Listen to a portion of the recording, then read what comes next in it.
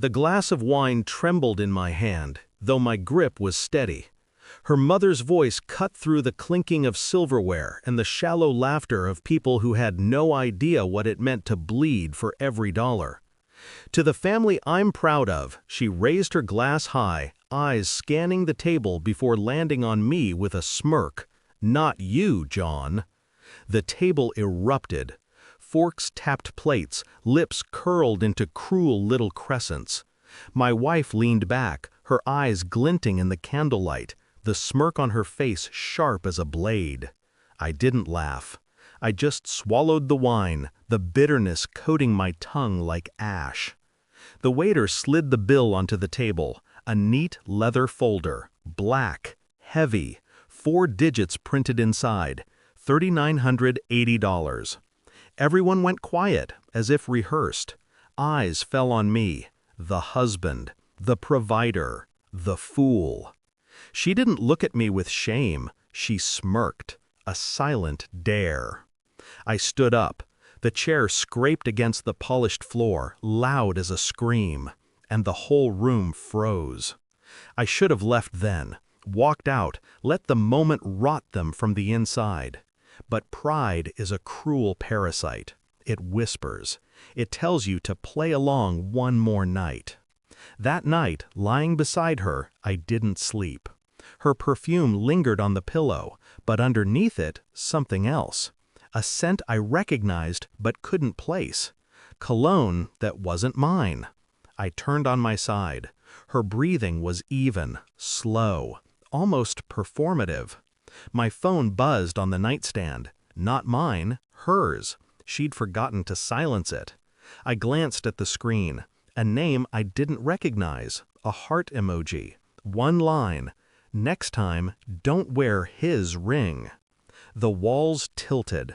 The room grew colder. My chest hollowed out. I didn't wake her. I didn't speak. I just lay there, watching the shadows crawl across the ceiling, the truth threading itself together in silence. The following weeks were a mask. Dinners, smiles, routine. She thought I was blind. I was learning. Phone records, hotel receipts, small gaps in her stories. Her laughter when she thought I wasn't listening, lighter, freer, never for me. I kept my face neutral, but inside every piece clicked together. Her mother's disdain, her smirk, the bill. It wasn't random humiliation, it was performance. A family circling, waiting for me to collapse. But I didn't collapse. I collected. The report came in a plain envelope. DNA results, sealed, clinical, final. The kind of truth you can't argue with. I waited until she sat across from me at breakfast, scrolling through her phone, coffee steaming between us. I slid the envelope across the table. No words, no explanation. She looked at it, confused at first, then curious, then pale. Her hands trembled as she unfolded the paper. Her eyes scanned the lines, once, twice. Her lips parted. "John, I raised a hand. Just a gesture. Calm, cold. Her excuses withered in her throat. The silence was louder than any accusation.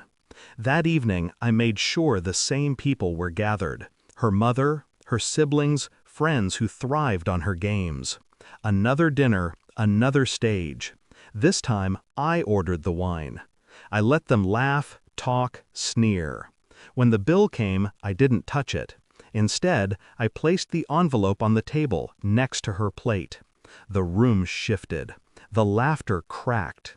Someone asked what it was. She didn't answer, couldn't. Her face drained, her hands clenched, her lips shook.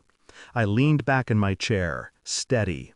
"Family," I said softly, the word cutting like glass, "has a way of revealing itself." The silence after was absolute. She tried to speak, tried to smile, tried to twist it into a joke, but the paper betrayed her.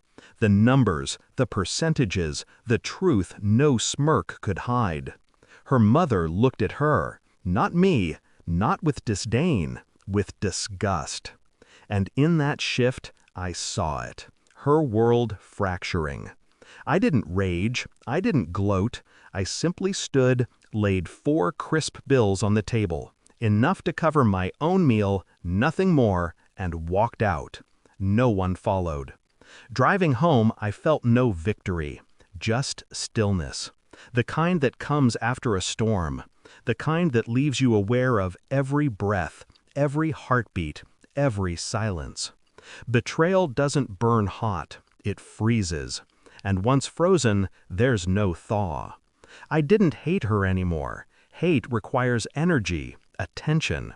She would drown in her own lies, in whispers behind closed doors, in the eyes that no longer believed her. My revenge was simple, cold, final. I erased her. Not as a wife, not as a lover, not even as an enemy.